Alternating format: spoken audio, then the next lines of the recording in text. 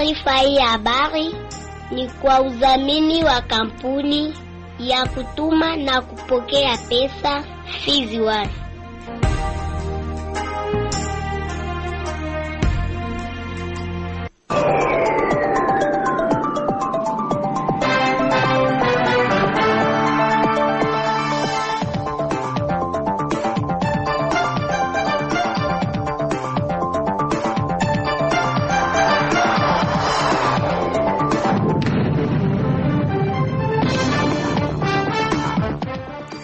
Amani ya Mwenyezi Mungu iwe pamoja nawe msikilizaji mpendwa wa Radio Kijamii Kivu popote pale ulipo. Ni kwamba matumaini yangu makubwa kwa msimu wa afya na kukaribisha kuweza kusikiliza uchambuzi wetu wa habari za siku ya leo. Uchambuzi ambao unakubikwa na ukurasa wa habari muhimu leo hii, uchambuzi wa habari toka waandishi wetu mbalimbali, makala ya michezo na burudani pamoja na habari za kitaifa na zile za kimataifa. Msemaji wako wa siku ni Omari Makelele Ozile, upande wa pili na Serone kijana Merci Mbele Chipamale. Nitakuwa na Isaac Mlucha Ashibeku na kurasa wa habari muhimu. Nasema karibu na tuambatane kwa pamoja mwanzo hadi tamati.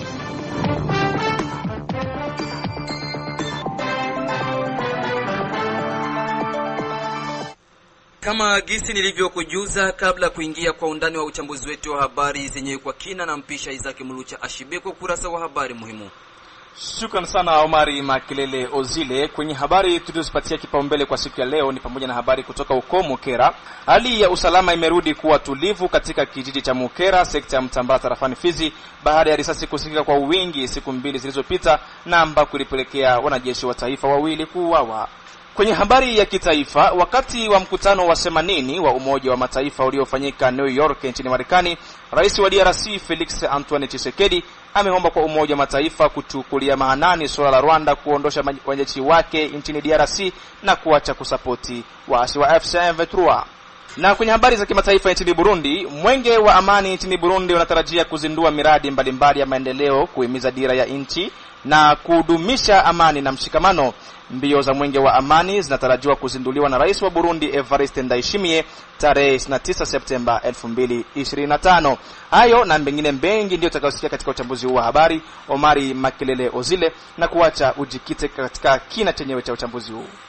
Asante sana Isaac Mlucha Ashibe. Tuanzie sasa katika mji wa Baraka. Ni kwamba shirika la uendesha pikipiki katika mji wa Baraka Sokomok, Société Coopérative des Motos Cyclistes du Congo, limeomba kwa kitengo cha Transcom kusitisha ulipishaji wa pesa 500 kwa waendesha pikipiki, kwa nini kinyume na pesa ile haijulikani kisheria. Akizungumza na redio yako bwana JR Aston John, mkuu kiongozi wa shirika hilo, amesema kuwa hakuna sheria yoyote ile inayoruhusu kitengo cha Transcom kutoza pesa hizo, na hivyo ni vema kitengo hicho kuacha kabisa. Ndiyo tulifata ile information na baadhi yayo tulishawaambia kwanza bajabe viko terrain, na tulishawahi tulenda kuona kabisa mkuu kabisa wa ile kitengo po façon alijibia mbo hatutasema ya mingi sana, lakini tulipenda tu kuonesha kama ile taxe iko illegal parce que taxe za Transcom zinajulikana ni plaque, permis, vignette, PV d'expertise. Tofauti na hizi dokima ambazo mimi nataja hapa, zingine zote ni zinaweza kuwa ni taxe nyingali illegal. Alors mu Transcom kwa kitaxe au dokima ya 500 francs hayakuwaka na hatuyasikiaka. Kwa hiyo shi tulipenda munjia ya amani batoshe ile kamba ili kuruhusu kabisa waendeshaji wa pikipiki watumike munjia ya mzuri. Na kama ni kuhusu ngambo ya dokima kie ba transporteur abazi dokima ba informer hiérarchie, ba informer ministre wa transport na taba autoriser banafanya ile bouclage comme banfanyaka batauza madokima zenye tunajua kuliko kulipisha taxe zenye hatujui. Tofauti na ile vraiment tungebapatia 24 heures, atupendi kabisa tubaone pale mu journée ya kesho, sino mamezire zingine za kisheria zitafata. Tunaona ku Monisco pale kwenye kulikuwa Monisco wanatia kamba pale, na mimi naona ngambo ya kuelekea Uvira, na kama kuko baadhi kabisa bengine batu balijiunga mwele angle, vraiment tungelipendelea baache kabisa munjia tu ya amani, tuachane na ile haijulikane, lakini ni 500 tunyeko nalipa par moto, na ile dokima ikuwaki mu Transcom wapi ikuwaki. Alors tulipenda kuinformer c'est comme si abasiki nyoma tunafikia kupeleka hii habari, na mara ya mwisho tutaipeleka sasa kunjia ya sheria ifanye kazi yake. Kiongozi huyo JR Aston John mwishowe ameomba kwa watu wengine kujiunga na shirika hilo kwani lina manufaa mengi. Sokomoke ni Société Coopérative des Motocyclistes du Congo. Haiko tu organisation donc ya waendeshaji wa pikipiki, bali humu tunalima, tunafuga na vile tunajiri vijana ambao wako na nia ya kutumika, tunawapatia makazi. Ile ni mambo ambayo tunapatia na baadhi ya bamambre yetu. Donc condition yetu iko ni kuaméliorer condition de vie ya batu yetu na kudefendre ma intérêts zabo socio-professionnel. Kama gisi tunaona pale mwale mataxe niko ilegale, ni mwale njia kabisa ndio tunatumika. Na mwenye anaweza penda kujua kumzuri zaidi kuhusu Sokomoke, karibu tunapatikana ku Matata murute ile akwenda kwa JMC parcelle ya 3 ni pale kabisa bureau ya coordination ya Société Coopérative des Motocyclistes du Congo inapopatikana. Tusalie tu katika mji wa Baraka ni kwamba kitengo cha SNCC tawi ya Fizi Baraka kimeendesha Jumatano hii ya tarehe 24 Septemba 2025 harakati ya ulipaji wa pesa za familia au allocation familiale kwa wanamemba na wadau wa kitengo hicho. Bwana Kilimali Selemani Celeste, mkuu kiongozi wa kitengo cha SNCC tawi ya Fizi Baraka, amefafanua kuhusu SNCC na huduma wanazoziendesha kabla ya kuonesha sababu ya kualika wanamemba kwa siku ya leo. SNCC au Caisse Nationale de Sécurité Sociale ni kitengo cha serikali, c'est un établissement public à caractère technique et social ambayo inahusika na mazingira ya wafanyakazi katika ulimwengu wa kazi. Huduma za SNCC zinakuwa katika aina 3 au 3 branches servies par la SNCC. Kitengo cha kwanza au branch ya kwanza tunasema ni prestation aux familles, misaada ambayo tunapatia jamaa za wale watu walengwa. Ile tunaita prestation aux familles. Katika prestation aux familles tunakuwa ile ambayo tunaita allocation familiale, ile ambayo ilikuja kuchukua hapa kwa siku ya leo. Tunakuwa ma allocation prenatale ambao wamama wajawazito wanapokea. Tunakuwa allocation de maternité ambao wamama wazazi wanapokea, na kunakuwa indemnité journalière de maternité ambao wafanyakazi wenye wanakuwa katika likizo wanakuwa pia na misaada ambao wanakuwa wanapokea kwenye SNCC. Branche ya pili tunaita la branche de risque professionnel, yani kitengo cha hasara zote ambazo zinapatikana katika ulimwengu wa kazi. Katika ulimwengu wa kazi kunakuwa magonjwa inayotokana na kazi na kunakuwa na accident zinazotokana na kazi. Wakati mambo kama yale yanafikia mfanyakazi, anakuwa na droit ya kuja kupata misaada fulani kwenye SNCC. Na aina ya tatu ni ile tunasema pension au ni pesa za uzee. Wakati mtu alikuwa anahusika na mambo ya SNCC hapa, alikuwa mwenye kuorozeshwa, alitumika katika ujana wake, alichangia katika ujana wake, anapozeeka, anapostaafu, anapofika kwa umri wa kuchoka, anapostaafu, SNCC anaanza tena kumpatia misaada ile ambayo tunaita pension. Na zile pension pia ziko aina mbalimbali. Yaani kwa kifupi ni 3 branch ziliziko servi na SNCC zile ambazo tunatoka kufasiria. Ijapokuwa miezi imekwisha kupita mingi, lakini malengo ni yale yale. Tunakumbuka kwamba ni zaidi ya miezi 10 au 11 tulikuwa tena tunaona mambo ya hivi. Tunapenda kusema kama tulialika tena watu kuja kuchukua misaada kwa ajili ya watoto wao, ile ambayo tunaita allocation familiale. Kama unaona watu wanakusanyika mahali hapa, walipata invitation za SNCC kwa kupata allocation familiale za watoto wao. Upande wa wale walionufaika wametaja kufurahishwa na huduma za SNCC huku wakiwataka wananchi wengine kujiorozesha kwenye kitengo hicho. Ndio, leo nimefika hapa na mie niko parmi bafilie ba SNCC na tunachangia kidogo na leo tumefika hapa kwa ajili ya kuweza kuja kuchukua allocation familiale. Ndio, manufaa ni mengi zaidi, ni mengi sana ambayo pengine hatuwezi tukaweza kuyamaliza yote, na mojawapo ni ambayo tumefikia kuipata leo kwa ajili tu ya kuweza kujibu kwa mahitaji ya watoto, kuweza kuwasaidia haja ndogo.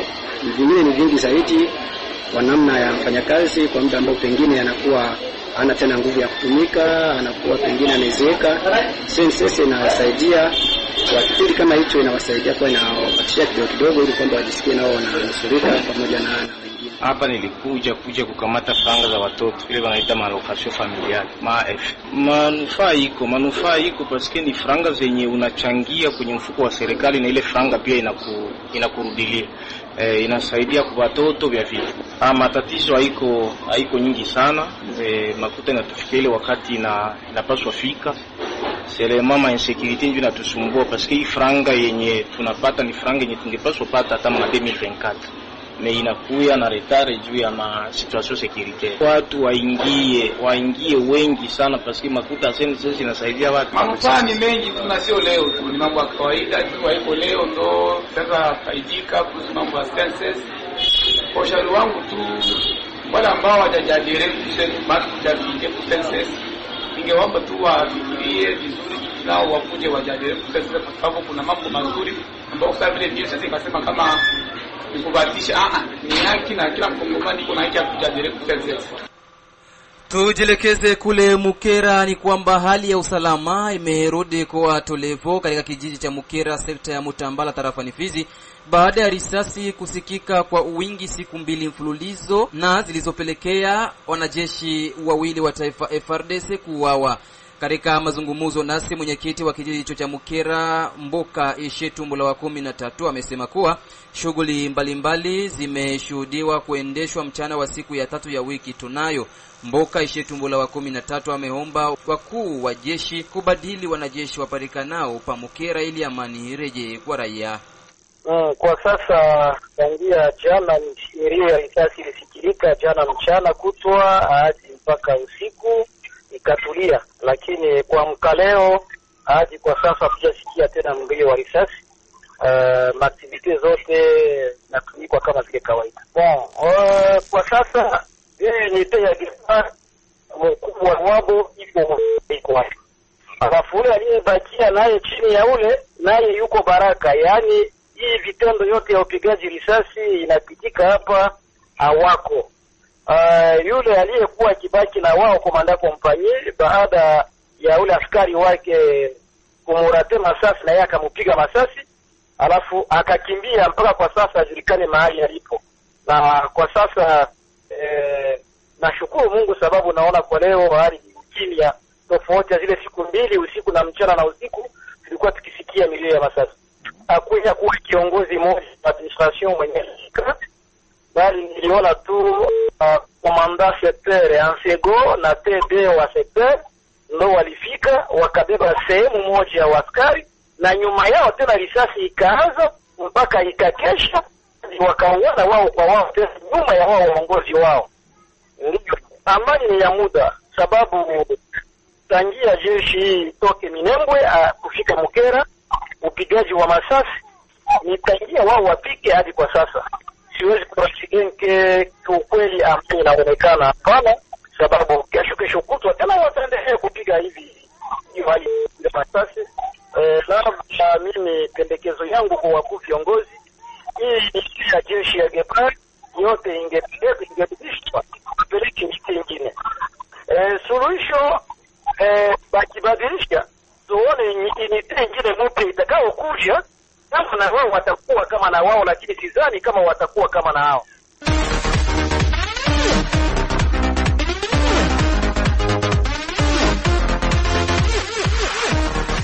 Na kama gesi ulivyosikia upande wa pili, kifirimbi kimelia katika uwanja wa Radio Kivu wa kandanda. Tuanzie na habari nzuri kwa mshambuliaji wa timu ya taifa ya Jamhuri ya Demokrasia ya Kongo, ambaye mshambuliaji wa zamani wa klabu ya Yanga Africans na Tanzania Fisto Mayele Kalala alifunga mabao 3 wakati wa klabu yake ya Pyramid ya Misri ikishinda 3-1 klabu ya Al Ahly ya huko nchini Saudi Arabia. Mchezo huo ulishuhudia Mayele aking'aa zaidi katika uwanja. Nyota mwingine wa klabu ya Al Ahly akiwemo Edouard Mendy, Riyad Mahrez na Frank Kessie walibaki wakishuhudia mchezaji huyo kutoka DRC Fisto Mayele Kalala akiendelea kucheka na nyavu za klabu yao, na hivyo kupelekea klabu ya Pyramid kutoa ubingwa wa michuano ya kombe la mabara linaloandaliwa na shirikisho la soka duniani FIFA 2025.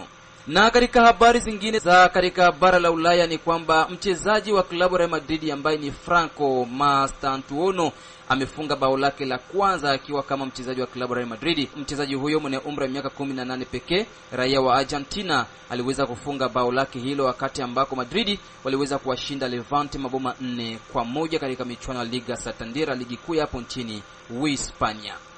Na vile vile klabu ya FC Barcelona imetangaza rasmi kuwa kiungo wao Pablo Gavi amefanyiwa upasuaji wa jeraha la goti.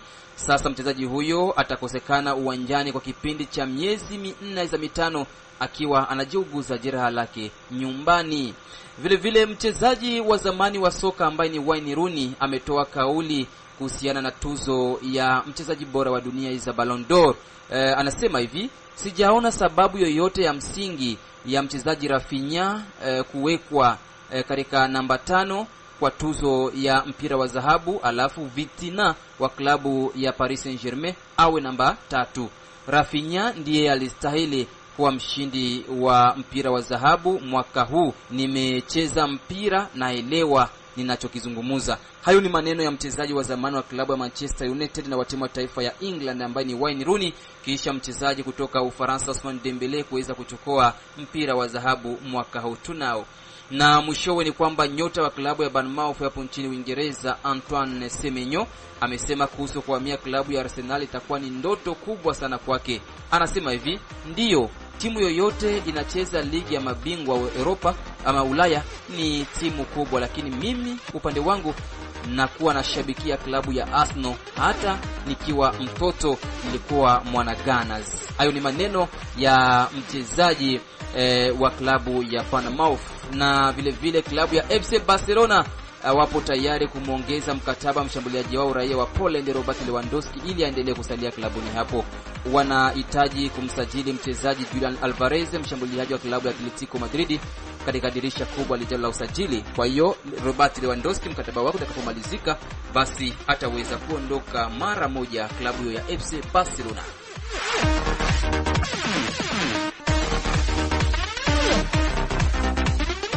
Msikilizaji, endapo unakuja kujiunga nasi, unaendelea kusikiliza uchambuzi wa habari za Radio Kivu katika mji wa Baraka kupitia masafa ya FM kunako mita 93.0. Kampuni Fizwan Baraka, Mboko na Misisi ni rahisi kutuma na kupokea pesa cash pote ulimwenguni bila usumbufu. Hivi sasa tuangazie uchambuzi wa habari na habari za wanaripota wetu kutoka sehemu mbalimbali. Tuanzie kule katika jimbo la Tanganyika ndani ya tarafa la Moba. Ni kwamba wavuvi ziwani Tanganyika kutoka tarafa la Moba wamesikitishwa na kitendo cha kuachiliwa huru Bwana Kalombe aliyehukumiwa kifungo cha miaka 4 jela kwa kosa la wizi wa mashine ndani ya ziwa Tanganyika. Mengi zaidi kusikana na taarifa hii, mwenzetu Isidoro Kashulo wa huko Moba aliweza kufuatilia kwa umakini na kutuandalia ripoti ifuatayo. Wakilishi wa kamati wa wavuvi hususa kupedemoko peltako pakamose pekao wakisindikizwa na koordinator wa shirika la umma la Moba wamekuwa asubuhi mwa siku ya Jumanne Septemba 23 mwaka 2025 bila diskata tarafa ya Moba, ambapo wameonyesha hasira yao dhidi ya kuachiliwa huru kwa muda Kalombe, mtu aliyehukumiwa kifungo cha miaka 4 jela na tribunali ya amani ya Moba kwa makosa ya wizi wa injini ya wavuvi ziwani Tanganyika. Bila diskata tarafa ya Moba, wavuvi wako na athira wamelazimisha kama Kalombe ashikwe na kurudishwa gerezani. Tumekuja tuoneshe kwanza kolere yetu ya kuwa tukufurahiwa na vitendo wenyewe balifanya ya kumwacha mtu alikuwa amefungwa ya maliza ile hata mwaka moja, tunamwona anakuwa nje. Tumekuja tumarshe moja ya kolere ya kuwa serikali tamweka baba bavuvi nibeye kupumzika. Tuko bavuvi, ndio mvuvi ana ya kusema atufurahiwa kabisa. Unapenda nini? Tunapenda Kalombe arudie ndani. Tuko bavuvi, lakini tutafuatilia mpaka mwisho na tutaweza tu atarudia tena ndani. Sisi wavuvi tunadai ni Kalombe arudie afungwe tena, na sisi wenyewe tuone kabisa kama anarudishwa kufungwa kwa prison centrale ya Moba.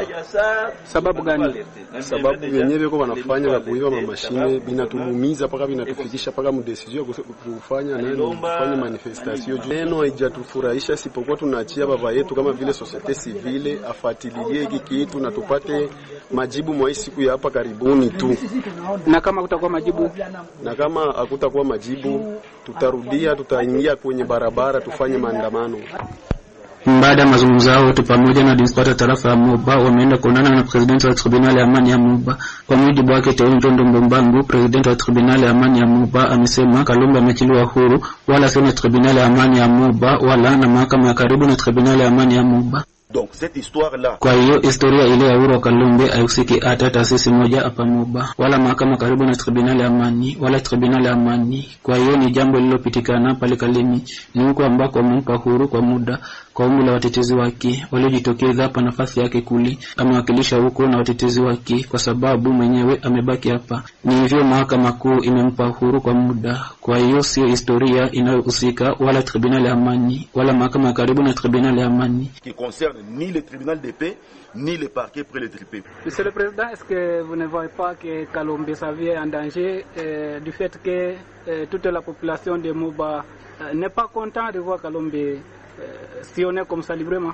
Écoutez, Kalombe, sikilizeni, Kalombe ni mzalendo mkongomani sawa, wavuvi na wazalendo wa Kongomani. Wavuvi wanapaswa kuachia sheria kufanya kazi yake sawa, hata kama ipo huru, lakini matokeo yake hayajatatuliwa bado kwa sababu kesi ipo nafuatiliwa. Kwa hiyo wavuvi wanapaswa kuepuka kujitwalia sheria au kujitendea hukumu hadharani upande wa Kalombe kwa sababu sheria ipo nafanya kazi yake kwenye eneo la Kalemi.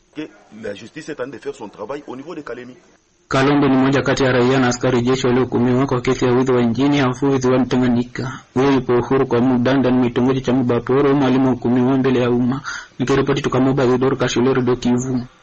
Asante sana Isidoro Kashulwe kwa ripoti yako hiyo. Tuangazie uchambuzi una habari za kitaifa. Ni kwamba wakati wa mkutano wa 80 wa Umoja wa Mataifa uliofanyika huko New York nchini Marekani, Rais wa DRC Felix Antoine Tshisekedi ameomba kwa Umoja wa Mataifa kuchukulia mahanani swala la Rwanda kuondosha majeshi yake nchini DRC na kuacha kusapoti waasi wa M23. Mengi zaidi na Isafari Al-Masidilwe. Naam, wakati wa hotuba yake katika kikao cha 80 cha mkutano mkuu wa Umoja wa Mataifa Jumanne Septemba 23 huko New York, mkuu wa nchi ya DRC Felix Antoine Tshisekedi mara nyingine aliwasilisha hali ya usalama wenye kuzorota mashariki mwa Jamhuri ya Kidemokrasia ya Kongo. Kwa kukomesha mzozo huu, alikumbusha Baraza la Usalama kwa azimio lake la 2773 la Februari 21, 2025 lililotaja kuondoka kwa AFC M23 katika miji ya Goma, Bukavu na maeneo yote yaliyo chini ya udhibiti wake, kubomolewa kwa utawala usiostahili uliowekwa kwa ukiukwaji wa uhuru wa Jamhuri ya Kidemokrasia ya Kongo, na pia kukomesha msaada wote wa moja kwa moja au sio wa moja kwa moja kwa uasi huu. Felix Antoine Tshisekedi alisifu uongozi wa Donald Trump kwa maana hii ambaye aliunda masharti ya mazungumzo ambayo alisababisha Juni 27, 2025 kwenda Washington na kusainiwa kwa makubaliano ya amani kati ya Jamhuri ya Kidemokrasia ya Kongo na Rwanda. Namnukuu, makubaliano haya yanahitaji Kigali kujiondoa kamili na dhahiri kutoka kwa askari wake. Pia makubaliano haya yanapanga kutokujihusisha upokonyaji wa silaha na ujumuishaji wa masharti wa vikundi vyenye silaha visivyo vya serikali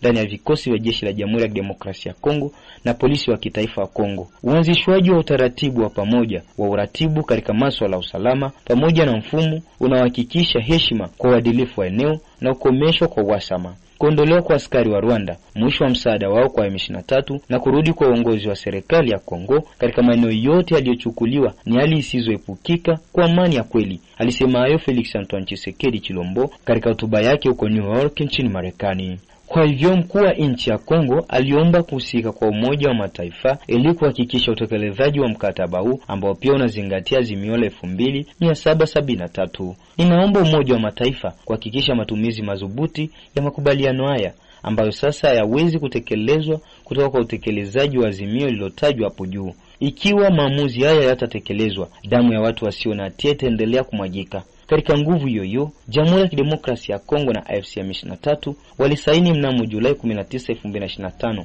uko Doha tamko la kanuni zilizopelekea pande zote kufanya kazi katika suluhisho la amani. Napenda kutoa shukrani zangu kwa ukuu wake Emir wa Qatar, Sheikh Tamim bin Hamad Al Thani kwa kujitolea kwake kwa amani katika Jamhuri ya Kidemokrasia ya Kongo na katika ukanda wa maziwa makuu. Aliongeza hayo Felix Tshisekedi. Kwa kuongezea, alirudi kwenye juhudi zilizofanywa kwa kiwango cha bara kwa kurudi kwa amani mashariki mwa Jamhuri ya Kidemokrasia ya Kongo. Mipango hii imeweka misingi ya utaratibu wa uwezeshaji wa kikanda. Baada ya kusainiwa kwa makubaliano ya Washington kati ya DRC na Rwanda chini ya usimamizi wa Marekani, majadiliano yanaendelea huko Doha ili kukamilisha mkataba wa Washington kwa kushughulikia vipimo vya ndani vya mzozo, hasa urejesho wa mamlaka ya serikali katika eneo lote na kujumuisha tena kwa vikundi vyenye silaha.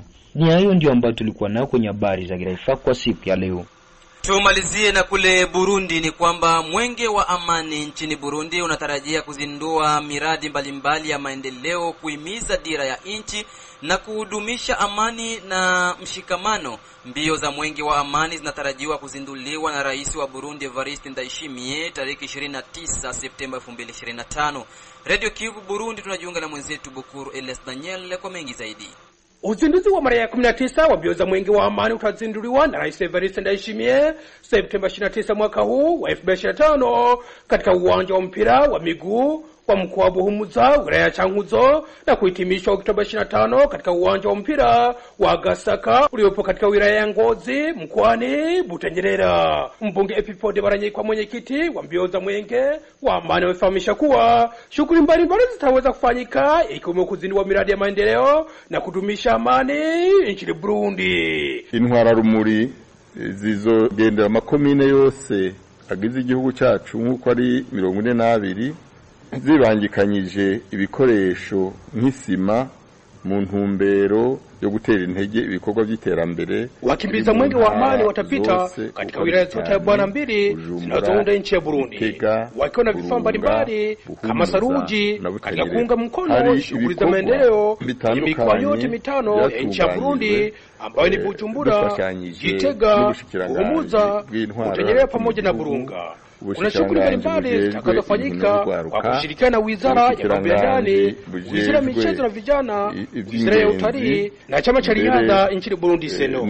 Wakumbusha kuwa mwenge wa amani ulianzishwa mwaka 2006, mwaka mmoja baada ya hayati Rais Pierre Nkurunziza kuingia madarakani. Mwenge wa amani upita na kuzindua miradi mbalimbali ya maendeleo na kudumisha amani, mshikamano na kuhimiza dira ya nchi ambayo itakuwa imeendelea mwaka 2060 no guhimiriza umuvuduko mu mbona kazoza y'u Burundi bwifashe mwaka wa 2040 uteye imbere muri mwaka wa 2060. Ni kiripoti ni haba ya Radio Kivu Baraka kutoka nchini Burundi. Bukuru Elias Danieli. Ni kupitia ripoti ya mwenzetu Bukuru Elias Daniel ndipo natamatisha uchambuzi wetu wa habari za siku ya leo, na kushukuru msikilizaji kwa kuweza kunitegea sikio mwanzo hadi tamati. Vile vile sitakosa kushukuru jopo nzima waandishi habari wa Kivu msaidizi ikiwemo Safari Masidilo, Isaac Mlucha, Ashibe, Bukuru Kantine, Aldama na wengineo. Mimi ni Omari Makelele Ozile, msomaji wako.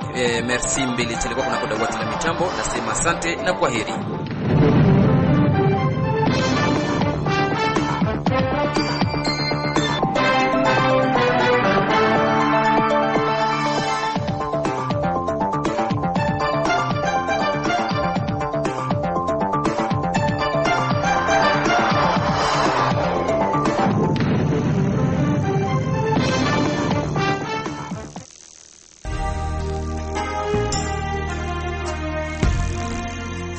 Taarifa hii ya habari ni kwa udhamini wa kampuni ya kutuma na kupokea pesa Fizi One.